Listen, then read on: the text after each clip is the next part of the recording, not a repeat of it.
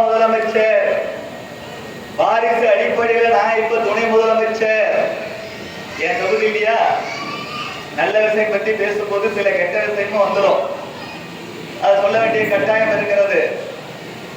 இப்படி வாரிசு அடிப்படையில் வளர்ந்தாலும் கூட இளைஞரணி தலைவராக நானாக தான் இருப்பேன். வயசு எனக்கு 50 ஆக போகுது. 50 வயசுல என்னடா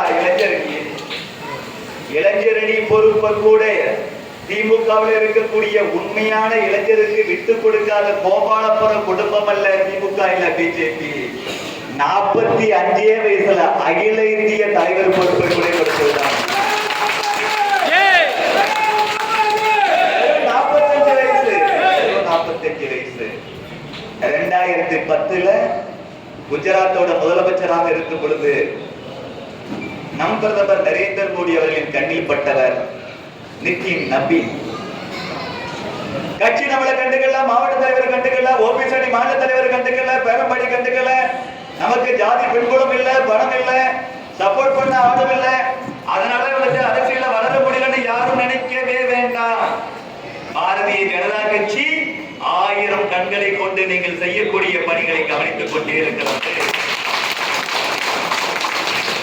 நீங்கள் நினைக்கும் நேரத்தில் அல்ல, நீங்கள் நினைக்கும் பதவி அல்ல, நீங்கள் நினைத்து பார்க்காத நேரத்தில், நீங்க நினைச்சு பார்க்காத உயரத்தில் இந்த கட்சி உங்களை ஒரு அமர்த்தும். அப்படித்தான் அடுத்தது பாரதிய ஜனதா கட்சியோட அகில இந்திய தலைவர் யாருன்னு ஆளுக்கோடு சொல்லிட்டு இருக்கிறான் மீடியா முதல் தொட்டு. கட்சியில இருக்கக்கூடிய நாம கூட நம்ம கையில போய் வேலை செய்யாம அடுத்ததான் யாரு அகில இந்திய தலைவர்?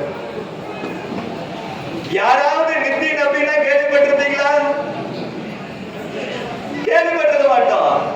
ஆனா பாரதிய ஜனதா கட்சி அகில இந்திய தலைமை யார எந்த இடத்துல எந்த நேரத்துல அமர்த்தம்னு சொல்லி சரியாக திட்டமிட்டு பணியாற்றக்கூடிய கட்சி பாரதிய ஜனதா கட்சி. அதனால்தான் திடீர்னு ஒரு நாள் அவருக்கு தான் தேசிய செயல் தலைவர் அறிவிக்குது. இந்தியாவில் இருக்கக்கூடிய 25 கோடி பிஜேபி தொண்டனும் அவன் தாண்டா என் தலைவரை ஏற்றுக்கிட்டான்.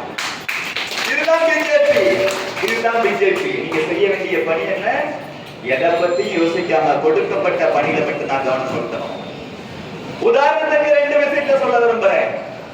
ஒண்ணு, இன்னைக்கு 3 மணிக்கு நிகழ்ச்சி, 3 மணிக்கு நீங்க வந்துடும் சொல்லிட்டு அண்ணன் மோகன் அவர்கள் சொல்லிவிட்டார். திடீர்னு பார்த்தோம்னா காலையில 9 மணிக்கு சென்னை ஏர்போர்ட்ல நிதின் நபீன் அவர்கள் வருகிறார். சென்னையில் இருக்கக்கூடிய நிர்வாகிகள் வாயிலாக நாங்க அவருக்கு நல்ல வரவேற்பு கொடுக்கணும்னு சொல்லியாச்சு, தயாராயிட்டோம். 9 நம்ம கட்சி பஞ்சுவாலிட்டி படி 10. உண்மையா இல்லையா?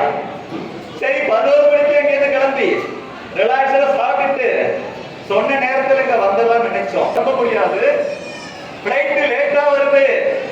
12 மணிக்கு தான், 11 மணிக்கு எங்களுக்கு சொன்னா 12 மணிக்கு தான் வந்து இறங்குவார். நானும் நண்பர் ஈஸ்வரன் அவர்களும் 10 ஏர்போர்ட்டுக்கு போயிட்டோம்.